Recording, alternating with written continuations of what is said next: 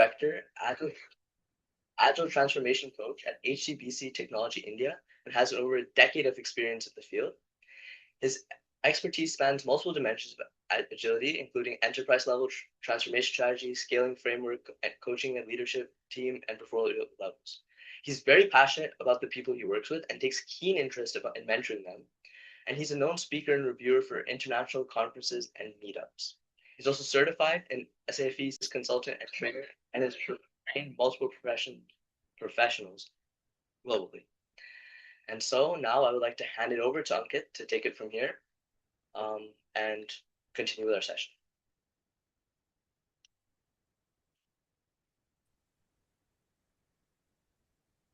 Thank you, Adit, and also thank you, IIBA Vancouver, for having me here. Um, Let me bring up some slides. How's everyone doing today? Can I get some thumbs ups or something on the chat?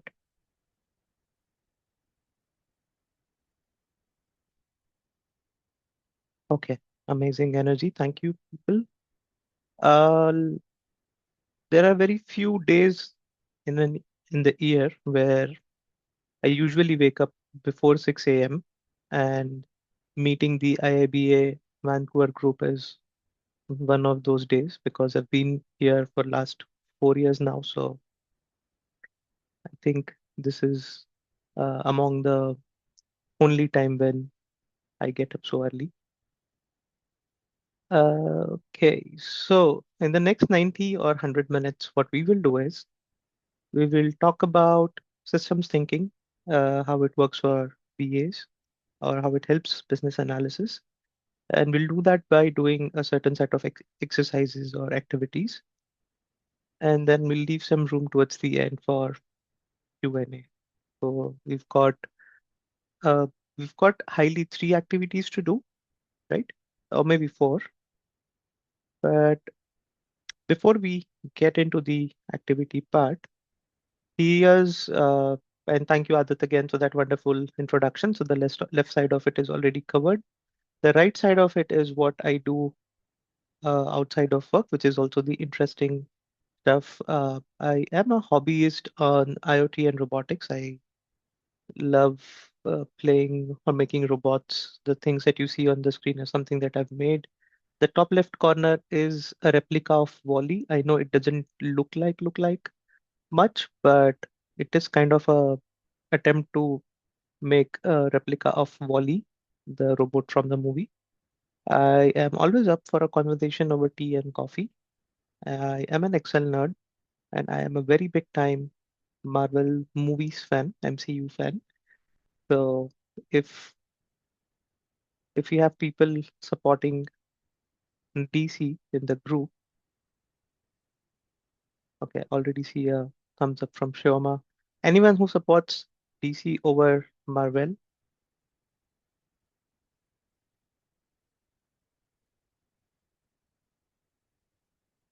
DC comics or DC movies.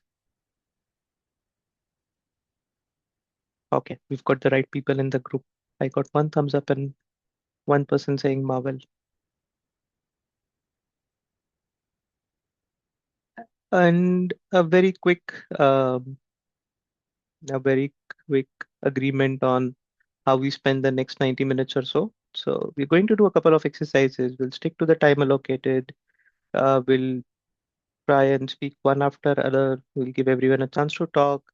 We'll ensure we participate fully, mute when not talking, avoid use of phone. Um, yeah. And there's one more that I would like to add here. One more, which is because the exercise is more about interaction and engaging, I would request we not use AI tools for today. Of course, you use it when you go out of the workshop and use them with your teams. But for the session today, let's just try and engage with people here and not use not use the AI tools. Are we okay with the not using of AI tools for today in the session?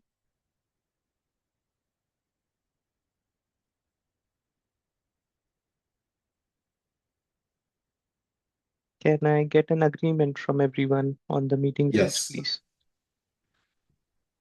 Thank you. How about others? You can unmute yourself or you can Yes, put a you got thumbs up. lots of thumbs up. Okay. For some reason I didn't see that. Thank you. All right. So here's something that we're going to start with. Um,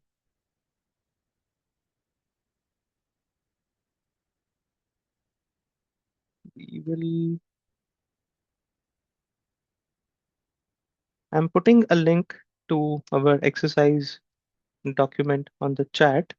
What I would request all of you is uh, think of this as a very fun exercise. If you all of you can access the document and from slides 2, 3, 4, 5, find a box for yourself, type your name and then add a quick line, which is if you were a brand, what would your tagline be? It could be very simple, anything that comes to mind, but this is not for your profession, for the company that you work. This is if you were a brand yourself, like a personal brand, what could be your tagline? It could be something funny, it could be something that you relate to, or it could be something that people think about you. For example, I've got 2 or 3 examples here. Turning ideas into sticky note, powered by coffee, communicates with memes. Actually, all of these could be me. So, what's your tagline as a brand? Take 1 minute, write it down.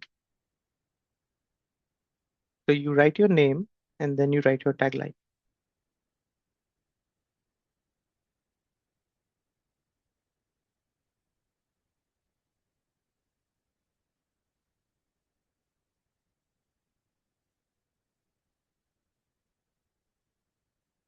You can use slides 2, 3, 4, 5. There's a lot of space for all of us.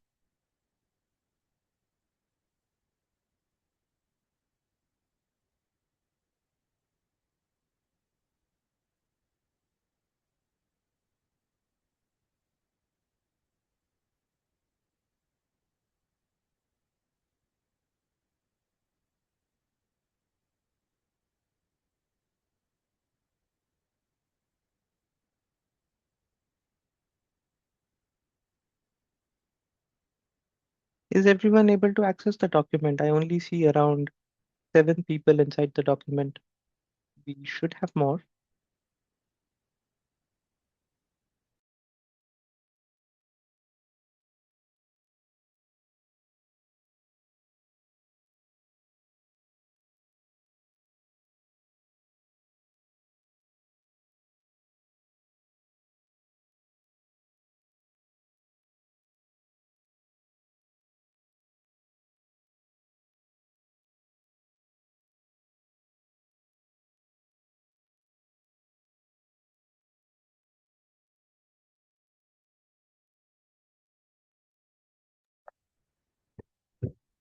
Ankit, I know one person just joined. In case you just also want to just let them know what we're doing. Okay. Thank you for that, Alenka. Uh, so I am not looking at the participant list, but for whoever's joined just now, we have a link to the document in the chat. If you can access that document, it's a Google slide, and we have slides from 2, 3, 4. The activity is very simple. You grab one of the boxes on the slides, write your name, and write a tagline that represents the brand that you are as an individual. It could be something funny, it could be something relatable, or it could be what people think about you. And I've got some examples on the screen. So you write your name and the tagline.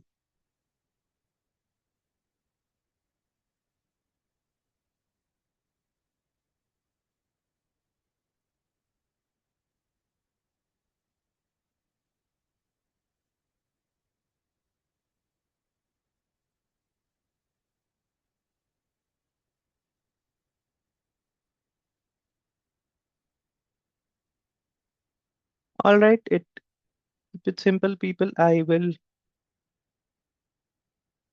give it 1 more minute. I already see some of you put nice inputs. People, you can use slides 2, 3, 4, 5. They are all the same. Pick one of the boxes that anyone else is not using. Write your name and write a tagline that represents you.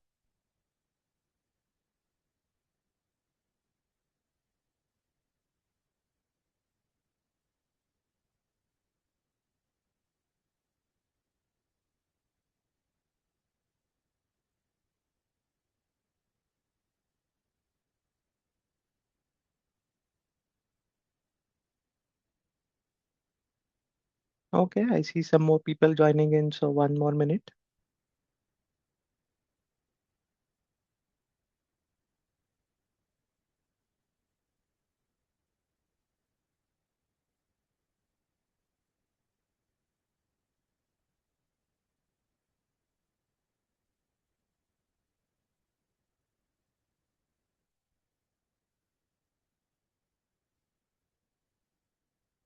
Okay, let's see what people have put in.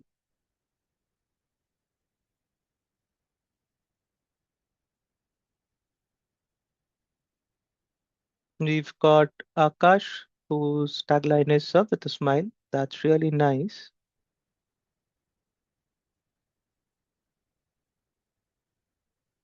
Okay, Shioma says, "One stop." I am really curious, Shioma.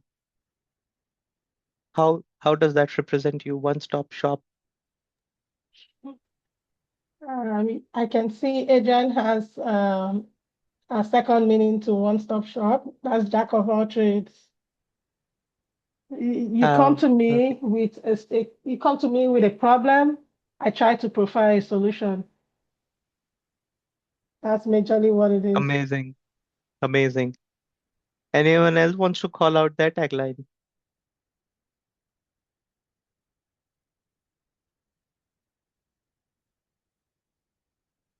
Um, Folks, feel free to unmute yourself at any point during the session. I hope the participants have rights to Yes, unmute themselves. yes, Okay. yes. You can unmute yourself, and if you want to speak, if you have questions, you can also raise your hands up, and we'll be able to let Ankit know that you want to speak.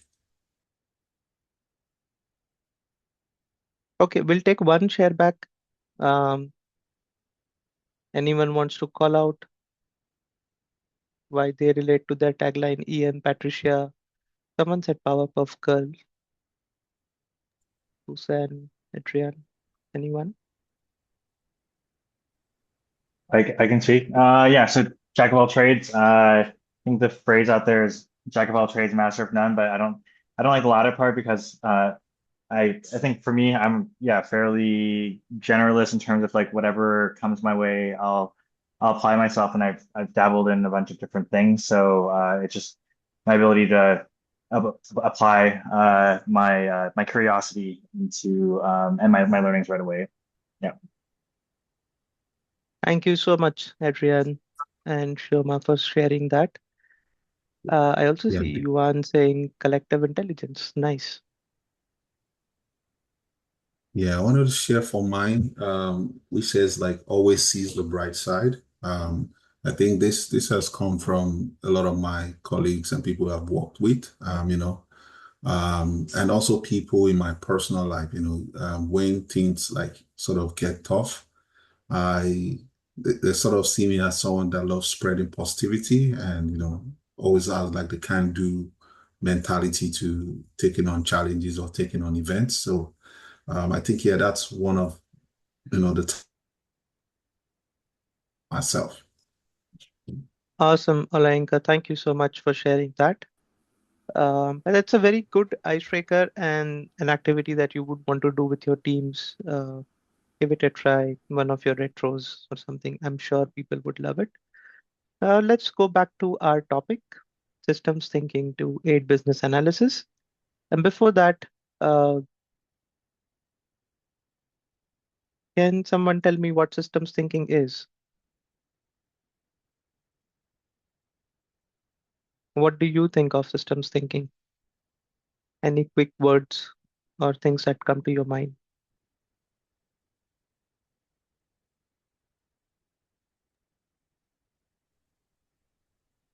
Please feel free to unmute yourself. So for me, I would say what comes to the mind looking at the whole picture instead of attending to issues in silos. I think that's one way for me to look at system thinking. Thank you, Olayinka. I see Yuan putting seeing the big picture. Anyone else has anything to add to it? It's more around putting things into structured kind of, you get something and you put into a structured way of doing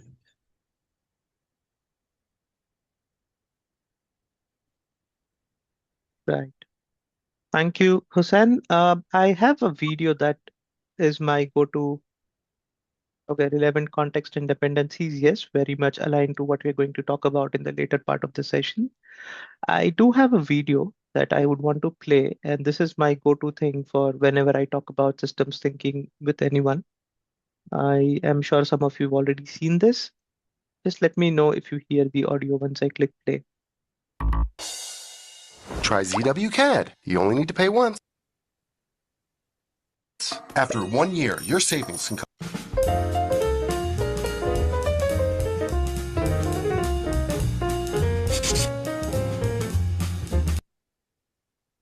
You hear the audio okay, right? I saw thumbs up. Yeah, okay, yeah.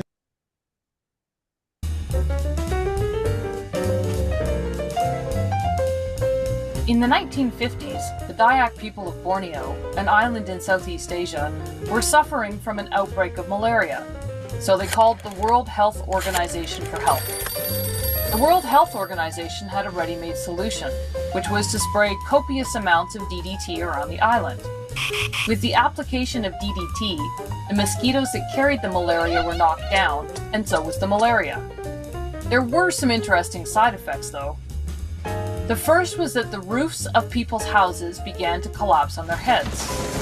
Turns out the DDT not only killed off the malaria-carrying mosquitoes, but it also killed a species of parasitic wasps that had controlled a population of thatch-eating caterpillars. Thatch being what the roofs of the Dayak people's homes were made from. Without the wasps, the caterpillars multiplied and flourished and began munching their way through the villagers' roofs. That was just the beginning. The DDT affected a lot of the island's other insects, which were eaten by the resident population of small lizards called geckos. The biological half-life of DDT is around 8 years, so animals like geckos do not metabolize it very fast. It stays in their system for a long time. Over time, the geckos began to accumulate pretty high levels of DDT, and while they tolerated the DDT fairly well, the island's resident cats, which dined on the geckos, did not. The cats ate the geckos, and the DDT contained in the geckos killed the cats. With the cats gone, the island's population of rats came out to play. We all know what happens when rats multiply and flourish. Pretty soon the Dayak people were back on the phone to the World Health Organization, only this time it wasn't malaria that was the problem. It was the plague and the destruction of their grain stores, both of which were caused by the overpopulation of rats. This time, though, the World Health Organization didn't have a ready-made solution and had to invent one. What did they do? They decided to parachute live cats into Borneo. Operation Cat Drop occurred courtesy of the Royal Air Force and eventually stabilized the situation.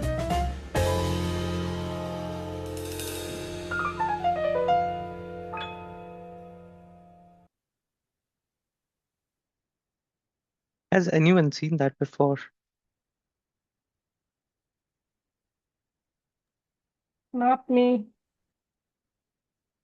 Okay, I'm really lucky if you've not seen that before because that's like my go-to thing, but I hope you've all got to see something different today. But this is my definition of systems thinking. So systems thinking is nothing but just looking at the interconnectedness of your system. Uh, just set of components that try and work towards the achievement of a system's objective. That's about it. There is a lot of theory out there. You could uh, go read articles, look at a lot of different things. There are tools and all. We probably not going to look into that today. We'll look at simple practical exercises that we can carry with us. But if I have to call out three things that how I define system thinking or how I look at it is one, the interconnectedness of the system, meaning understanding uh, how your components of the system are connected with each other. It could be different teams, it could be different technical architecture, and it could be a lot of different things. But it is important to understand how is each thing connected with the other, and there's always a lot of interconnectedness once you start looking at it. The second part is emergence, where emergence is defined as how evolves as a collective behavior of the components that it's made of. So it's not just that if you have a bunch of teams, they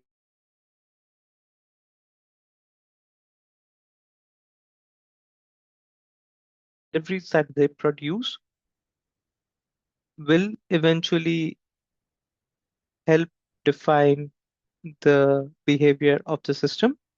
And that's what emergence is. Emergence is you will see how your system is moving towards one direction or other based on how the individual components are playing out. And then is feedback loops, which is also related to causality. Every action causes results, which can be put into or which can be fed into actions again, or which automatically shape your next set of actions.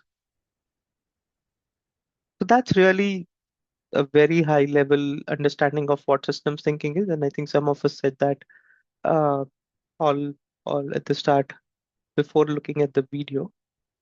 But we do a couple of exercises to arrive how we use that at a business analysis lens. So it's not a new technology, it's not a new tool that I'm sharing with you.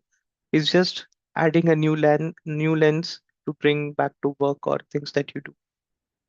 And here's a quick activity that we will do. So we'll have all of us divided into groups. Um, this is on how many people we have. How many participants do we have, Shoma? I don't see the participants list. Sorry. At 13. 13, right? Yeah. Okay, let's do three groups. So we'll have three groups. Each group can have 3 to 4 people. The exercise is that uh, you are running an online platform. Your leadership has told you that it's been observed there are too many customers abandoning their purchase at checkout the last moment. So the checkout drop rate is very high, and you are all business analysts to that. So you need to try and build faster checkout as a part of your online platform. The activity is write one objective and two key results for this faster checkout scenario for a online e-commerce platform. And the next set of instructions is something that I will come to your breakout rooms and share with you. Any questions on the exercise before? Of course, we have, uh, sorry, my bad. We have the exercise page here. The room one can use a slide called room one. Room two can use a slide called room two. Room three can use a slide called room three. We'll stick to 3 rooms. The activity is to write a OKR, one objective and two key results for an online platform, and the scenario is to do faster checkout.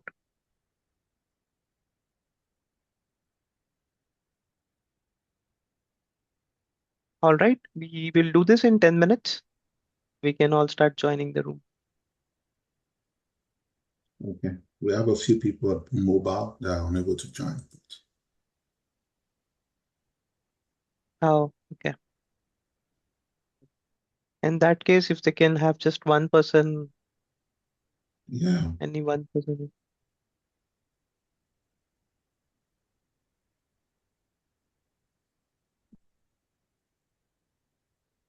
Also, we may want to get someone from room one to room two because there's only 3 people and I'm one of them in room two.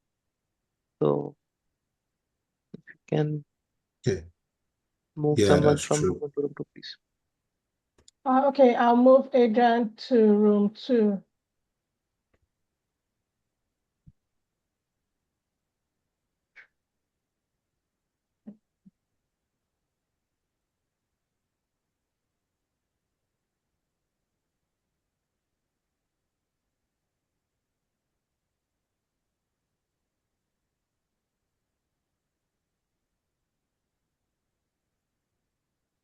Yeah, Choma, do you want to add me to any of this?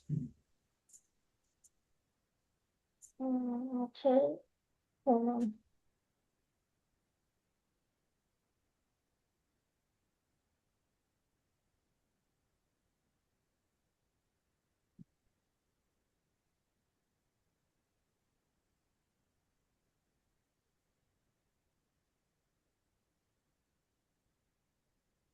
See if you can add yourself. Okay.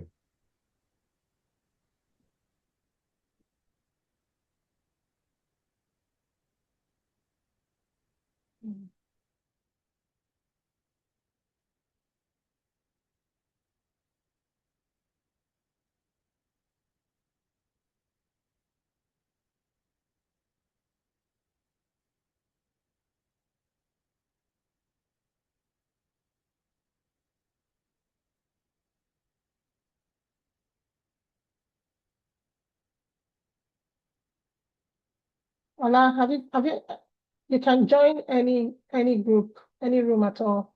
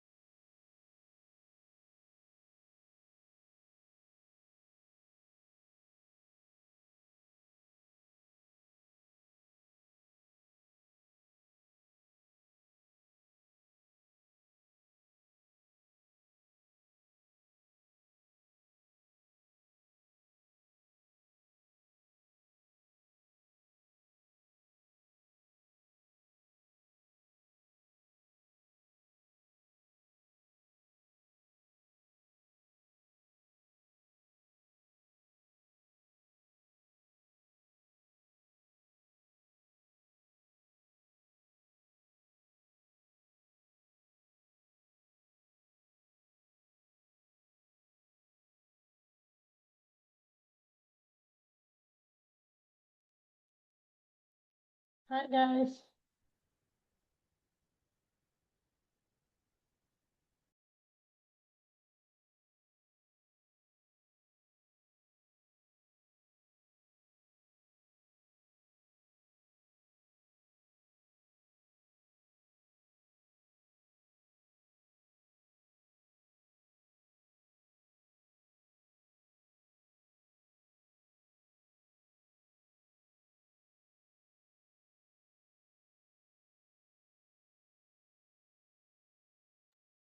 Hi, Nitish. I know you just joined. I'll add you to a breakout room now. Okay?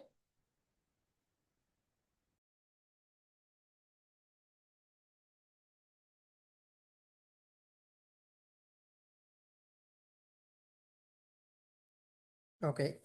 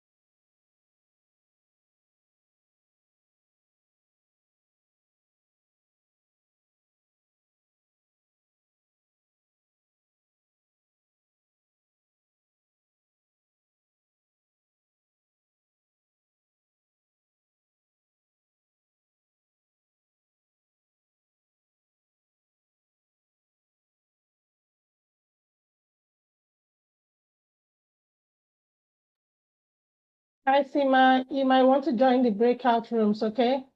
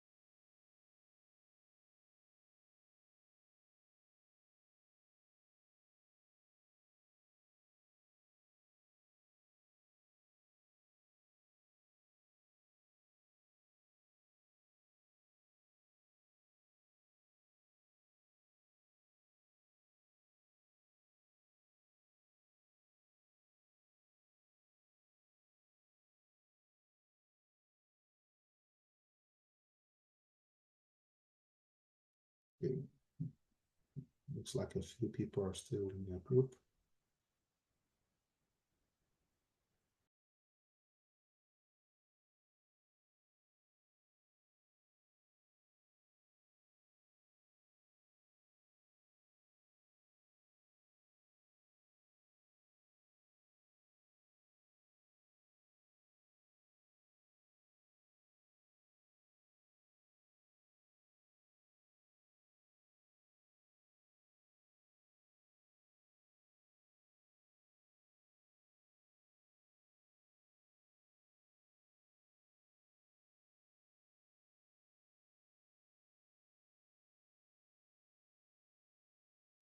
We're just gonna wait for the others in the other breakout rooms. I think they're still doing the activity.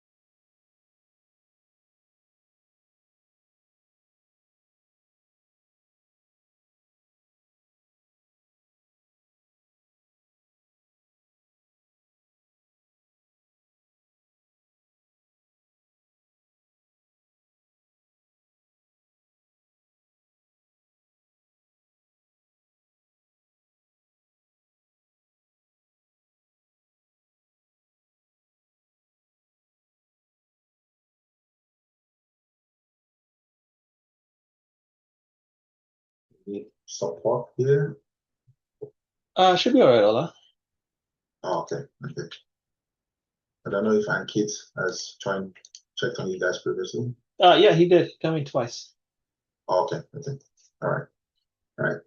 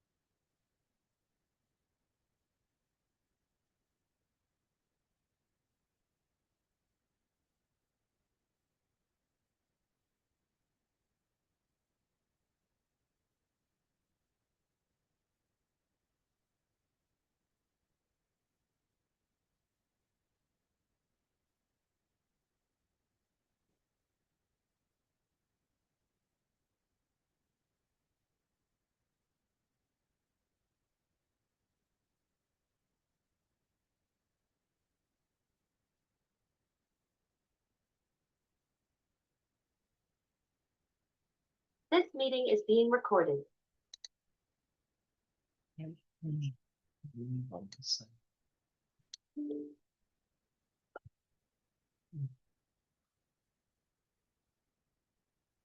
So people from room 2, I was trying to come to your room, but by that time, I think you were already all in the main room, so I couldn't. Apologies for that.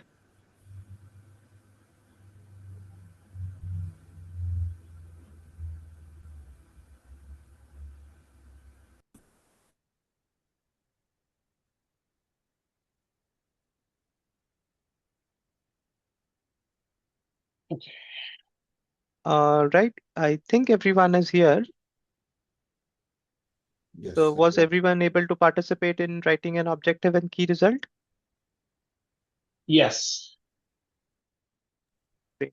Let me bring up your objectives and key results. I think it's easier if I share. This is um, this is for room 1, and you've got to process the checkout quickly, provide absolute cost transparency upfront to eliminate checkout abandonments caused by price shock. So for people who joined us when we were starting, we've already started the exercise. The ask was to write a OKR for faster checkout to avoid a lot of drops at the checkout. Okay, and this is room 1's objective. And you have reduced final step abandoned from X to Y%, deliver accurate land cost estimates on the cart prior to step 1 of checkout. Okay. So there were two parts to the exercise. Okay, but I think anyone from room 1, do you want to quickly explain your key results and your objective of how you've thought about it? What do you want to achieve out of it?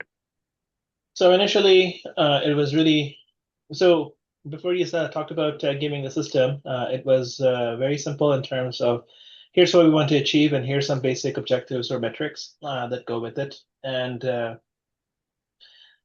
it was, and then once you said, hey, can these be gamed? Then it caused us to think again and look at, okay, how do we actually make it more strict? And that's what we shifted this to. Okay, and were your key results something that people could have gamed? Yes, they could have gamed the original ones. Okay, thank you. Could you explain what do you mean by gamed? Oh, go ahead. Yeah, go on. No, go on. It's like how you gain metrics. So let's say that they measure how quickly you can resolve a client call, right? But it doesn't mean that you resolved it successfully or satisfactorily. So can you game that? Yes, you can game that. So how do you improve that, next, so that the customer also gets the satisfaction and you meet better objectives. So that's what an example is like. Ankit, go ahead. So gaming is simply tricking what is being asked. So how can you still trick, find a shortcut or a loophole into it where you achieve a target but not achieve the actual intention or the intended outcome behind it? It's just like tricking the system. Thank you. Thank you for asking that. Anyone wants to explain from room 2 what your objective and key results are?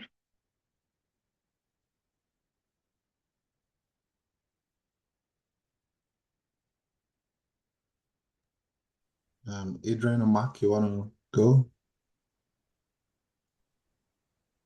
Sure, yeah, I can read out loud. So our objective here is to deliver a frictionless checkout experience and improve customer conversion. So more of like a higher level like statement, and then the key result that we had just was to reduce steps for more seamless user experience by 50%, and then to reduce the completion time. I think I should have said reduce checkout completion time.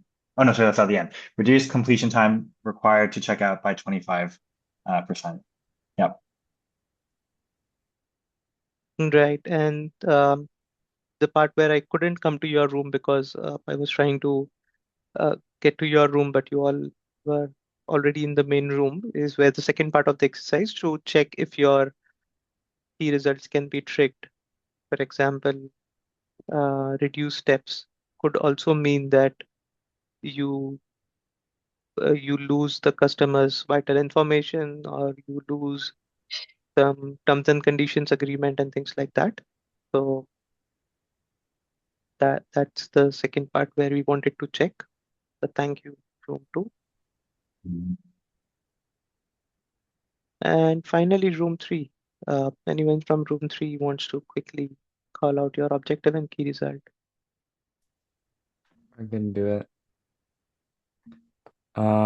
Our objective was to reduce the amount of clicks required by the user in order to check out.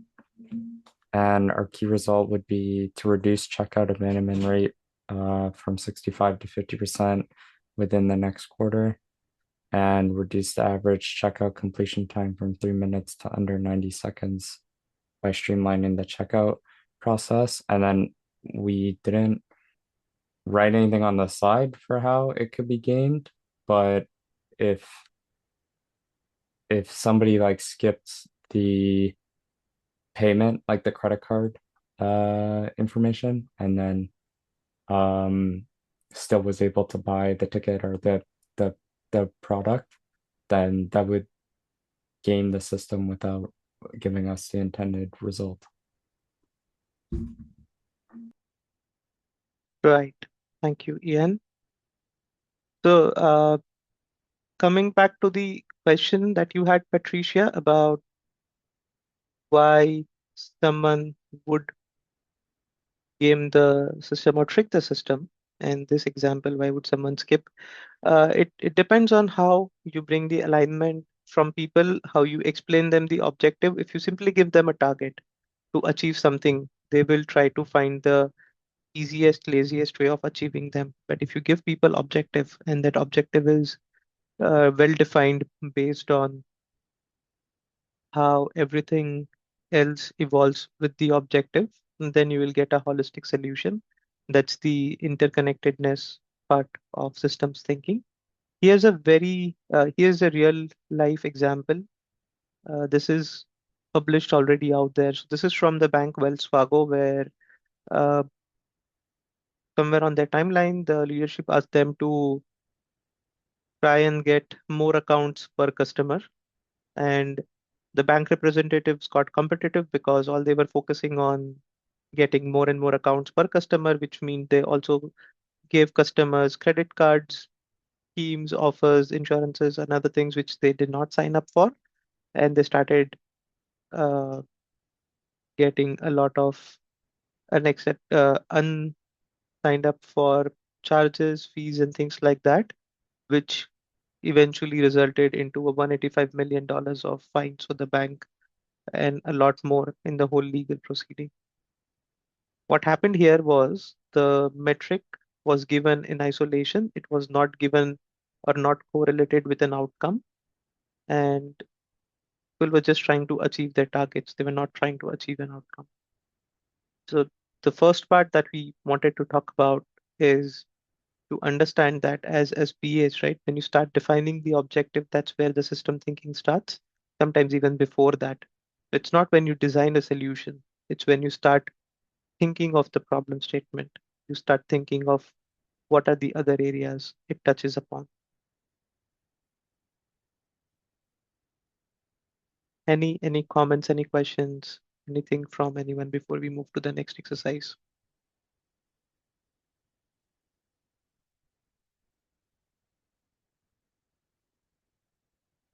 All right, let's take a quick 4 minutes break.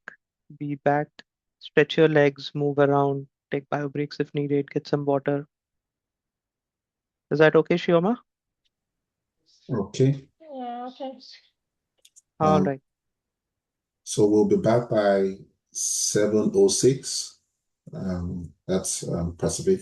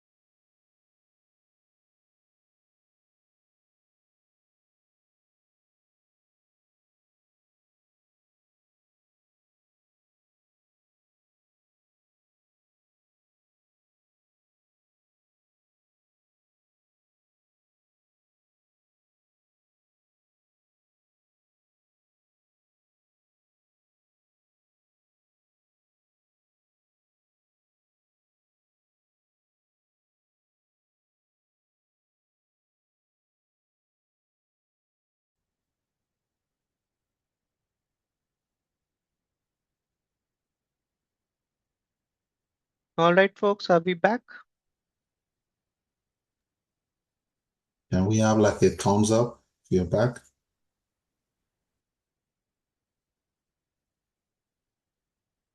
Okay, I can see thumbs up.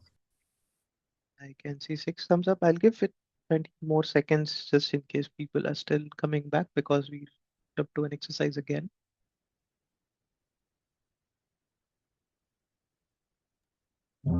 Juan, do you have a question? I don't know if that's a thumb up or you wanted to ask a question.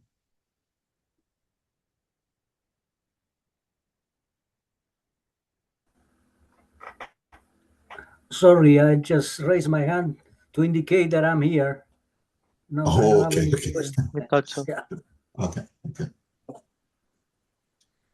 And Ankit, I just wanted to, mention on the last point you talked about is something I've really experienced multiple times. You know, back when I was working in the bank, when you have targets given to like maybe the marketing team, and they end up onboarding a lot of customers, and within a few months or within a year, and you see a high turnover because at the end, the temporary goal is met, but in truth, we don't really have quality customers onboarded that would have, sustained the product or helped the organization achieve their goal. So yeah, I just wanted to share that, experience also.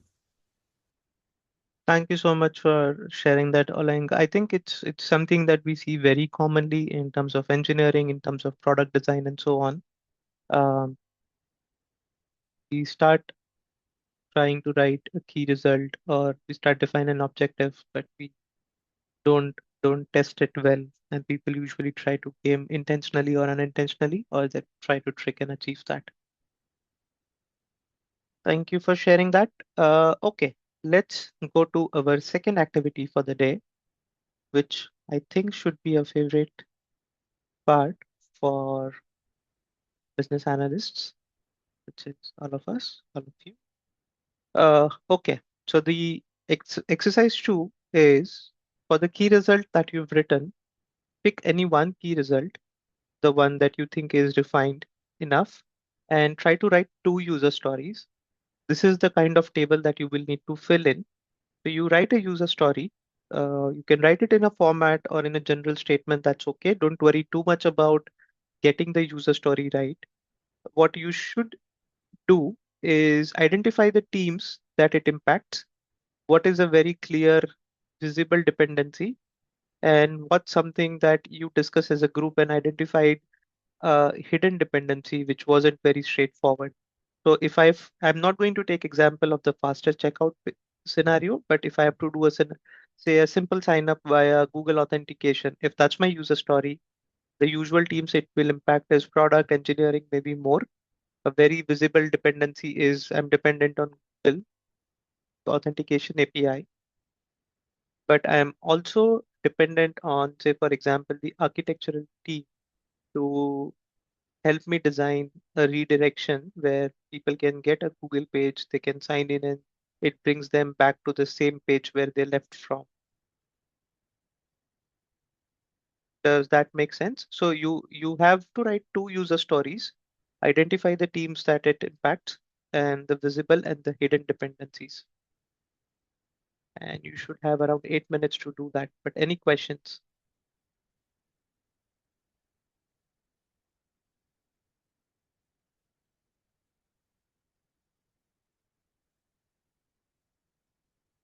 And your again, for after your OKR page, you will see activity slide, one for room 1, one for room 2, and one for room 3.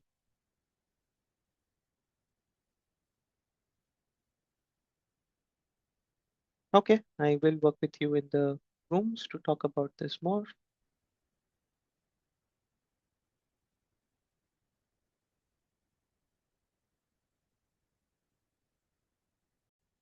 And I already see we've got some nice user stories and then dependencies. Let's look at them and try to understand how's the experience in trying to identify the visible and the invisible dependency. Which room wants to go first? We'll take 2 share backs. Which room wants to share their experience? Oh yeah, I can start with room 1. Should I share my screen? Yes, please. Can you see my screen? It came up now. Yeah. Okay, great. So the user story is just continuing from the OKRs.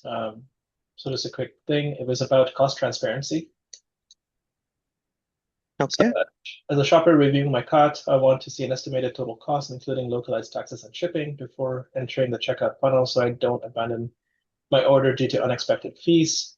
And then the second one is, as a first-time buyer, I want to enter my postal zip code on the cart screen to dynamically recalculate exact shipping rates and delivery dates before I start filling out my personal information. The teams that are going to be involved in both of these are the same. The hidden dependencies, the API rate limits, one of them, and then this could be the rate limit to whatever shipping carrier or whoever we're getting the information from, if we don't have a copy already, and such. The visible dependency, I'm still thinking. I haven't gotten to it yet, but it really is the shipping carrier rates. So. Yeah, your shipping carrier rates and maybe delivery estimation or something. Yeah. So how was your experience, as in, how did you realize there are API rate limit is a dependency, hidden dependency? How did that come up? We live in such an integration-based world, so it just part of what I do relates to integration. So I said, because of if we're looking at high volume, then we most likely will hit API rate limits that we have to look into. The other thing that could be a visible dependency would have been could be is a tax calculator, depending upon which province you're in, country you're in, whether they charge tax or what types of tax they would charge. Even the maybe the cart price summary or shipping costs. You've got that there, Ajay. You've got the one there, the shipping costs. Yeah. And then hidden dependencies, as you said, again, pricing rules, tax calculation, shipping provider integrations, like regional compliance, something like regional compliance. Oh, sorry, not rules. Thanks, Mindy. Yeah, totally. Promotions and discounts, things like that could be hidden dependencies. Yep. Thank you, Rumpan. Sorry, Jay, I will request you to keep sharing if you don't mind. It will just save us some time. We can quickly look at room 2. If you can scroll 2 slides down, please. Yes. So anyone wants to call out their experience from room 2? Yeah, I can speak. I can speak for this room.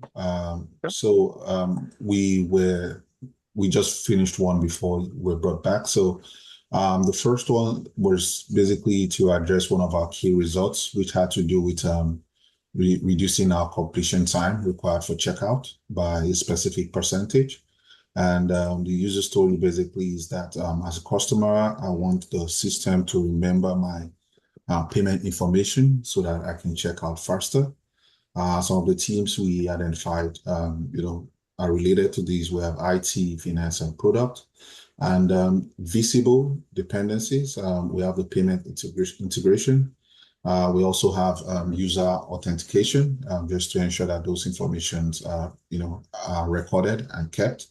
And one of the hidden dependencies we could point out to have to do with PCI, which is the payment card compliance, basically to ensure that if we are going to be storing customers' card details, I want to ensure that we are, meeting the standard and ensuring that we are complying with the international standard for payment cards. So that's what we've worked on at the time we left that breakout room.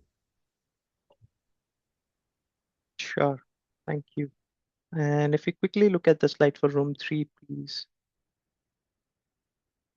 So I think in terms of themes and dependencies, we've got the database and table as visible dependency, authentication and refresh token security is hidden dependency, credit card information safeguard is something similar to the previous room. All right. Any quick comments from room 3? How was your experience trying to identify the visible and the invisible dependency? I can say something. I think, a lot of, because we're trying to,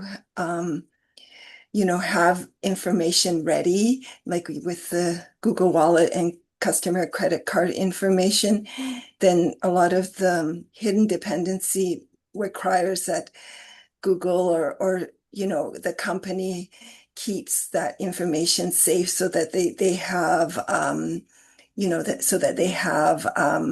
some safeguards so that this information doesn't just go out and compromises a customer's credit card information. And that goes the same with also it very similar to the first one for billing information. I mean, they also, you have to maintain, security because the customer is also putting in a lot of their personal information, their names, their address, etc. And it saves time, but you also have to be able to, have like authentications and you have to keep those databases of that information safe. So I guess it's a lot of it is security related sort of dependencies on another rather than just your checkout information, just checking out keeping that information safe is a big part of it. Right. Thank you so much for calling that out, Patricia. Yeah, if I can take the screen sharing back, please. Thank you so much for sharing. Thank you everyone for participating in these particular exercise. What I really wanted to bring out is that what we just saw, what all of you shared, is moving away from just thinking about what the target or the requirement you've been given to how you can encompass a whole holistic view of what you want to achieve. And that is the whole point that I'm trying to make with this exercise, where requirements is not just for a product or a team or a feature. It's a goal for your system to evolve as a whole.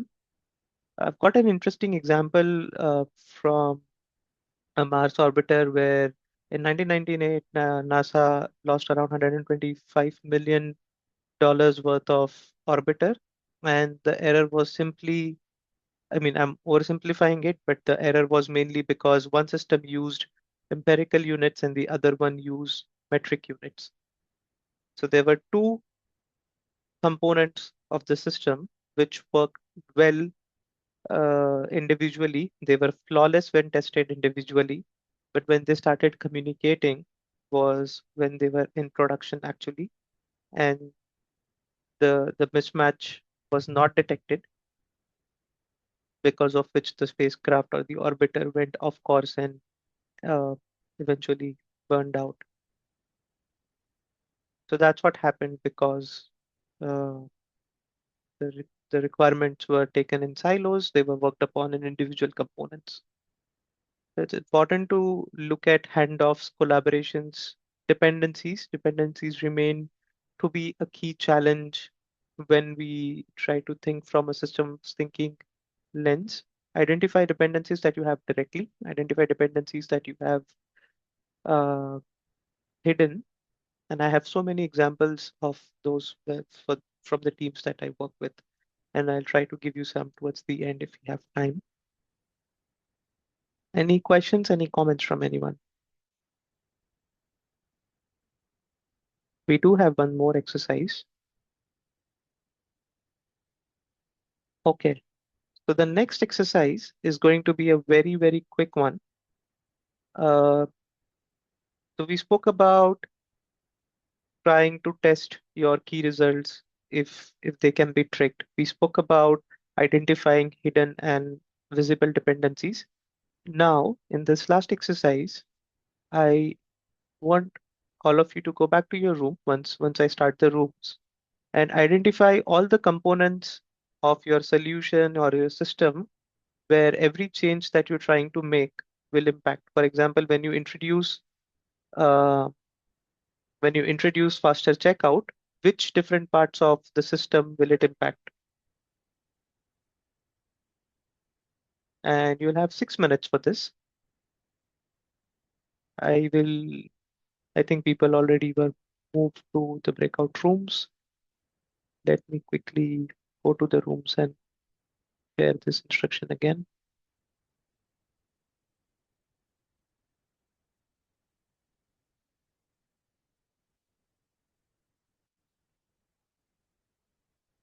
Wait, can you send me back to room 1?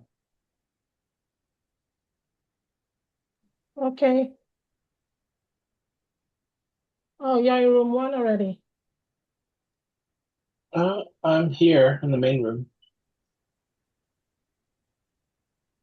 You just have to join. Okay.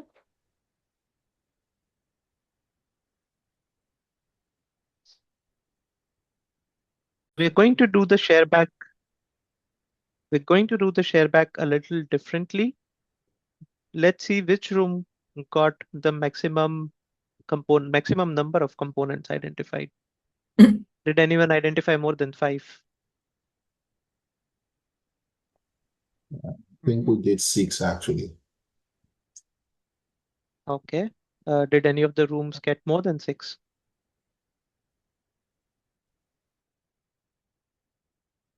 Okay. We had groups and then we had components under those groups. Okay. So here's what we're gonna do. Instead of individual share backs. I have a template that I will also share with you, or I will share with the IIBA chapter leads, and they will share with you, is a visual, right? And let's see how many of this is something that we identified. Did everyone think about different people that your change would bring in? Yeah. Did anyone get the people part? Okay. Yeah. How about different teams? Did anyone get different teams?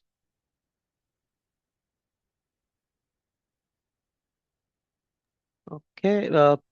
People, because I'm on screen sharing, I won't see if you have thumbs up. So it would be nice if you can unmute and confirm. Did you think of different departments outside IT? I think one Yes. of the rooms did. Yeah, yeah, we did think about different support teams apart from IT. Yeah. Right. Yeah. Did you think about user journeys and flows, or even solution design diagrams, as in solution designs of every change can bring or impact multiple user journeys, impact your solution design, different channels?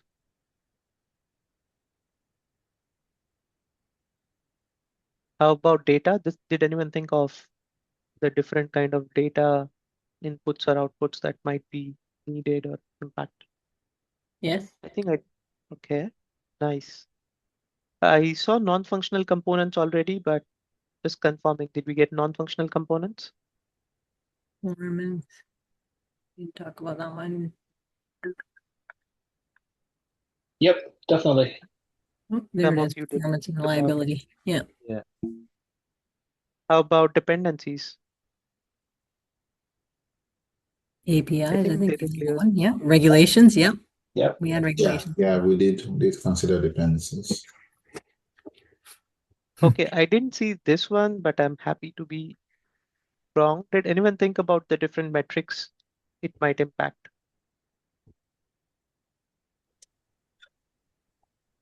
I think that's took our Didn't mind because of the OKRs.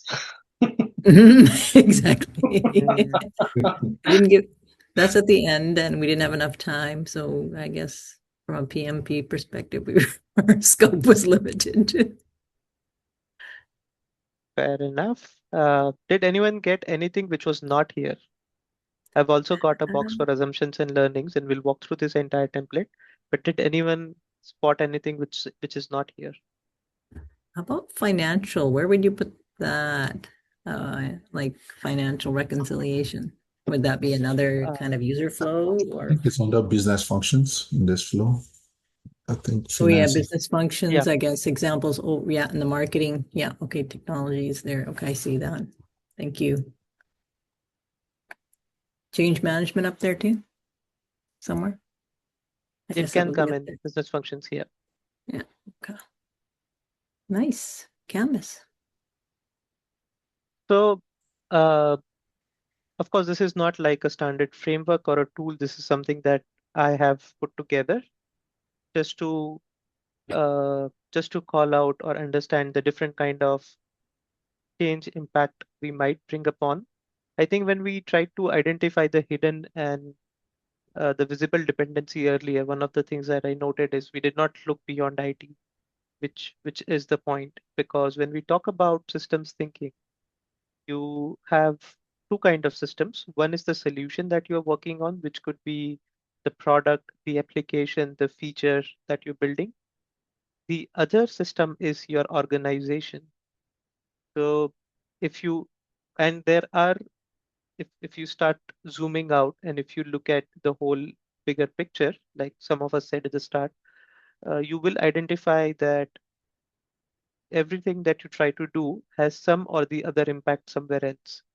So even if you are making a software change, you should be mindful if it's impacting beyond IT, other components in IT, if it impacts beyond IT, sales, legal, marketing, risk, anything. So what this template uh, suggests you to do is maybe at a product level, at a platform level, at user journey level, or at a team level that you're working with,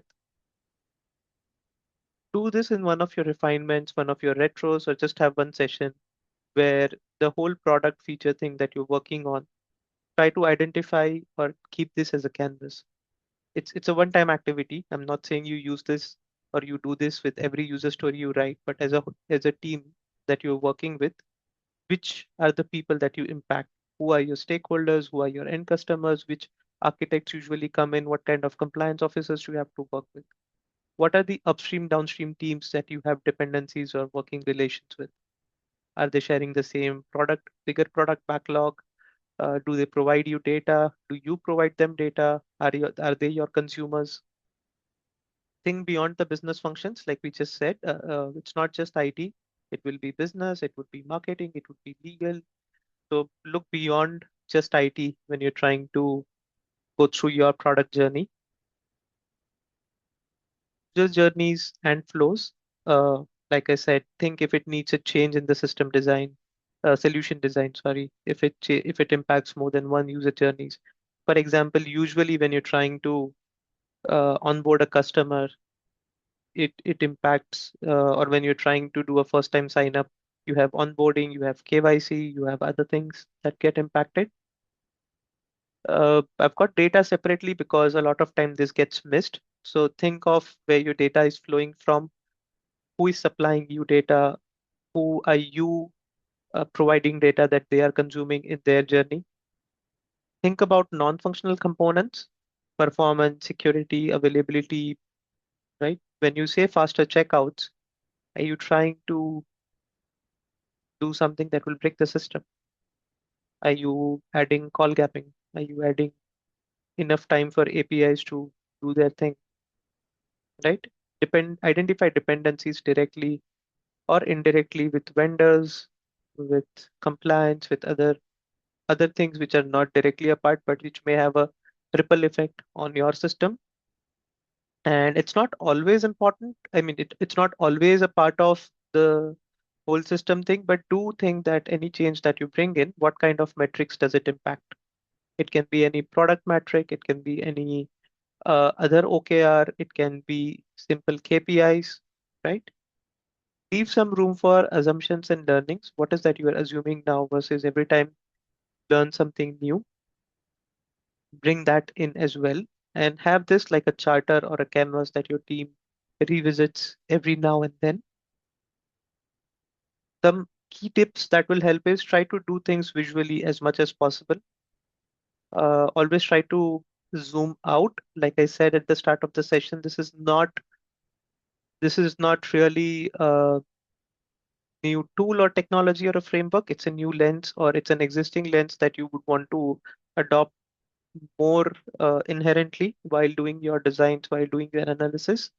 And do look out for learnings that you can feed back into the system. These are some of the key tips that will help you do this sustainably. Now, why does this make sense, or why am I bringing it to a group of or a community of business analysts? Because you are involved in all the steps that are mentioned here, right from ideation, defining the objective, or even before establishing the objective up to the customer feedback, you are involved in the entire loop or the cycle. That's why as BAs, it's more important for you to think of these when you are defining your objective, translating your requirements, working with the teams, helping them think through this and not just be a part of the silos. Uh, and lastly, I just want to say the system can evolve no faster than its lowest integration point. So every time you try to optimize, change, modernize something, remember to identify what's your slowest integration point and try to keep them along with, because that's how fast you're going to be.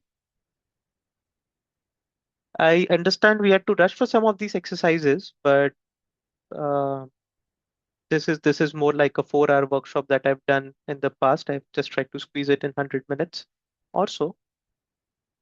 But I am really thankful to all of you for all the participation that you've done. We've got some time if there are any questions, comments, anything that you would want to call out, or if someone has any feedback on how they like the workshop, not like the workshop. Oh, the workshop was good.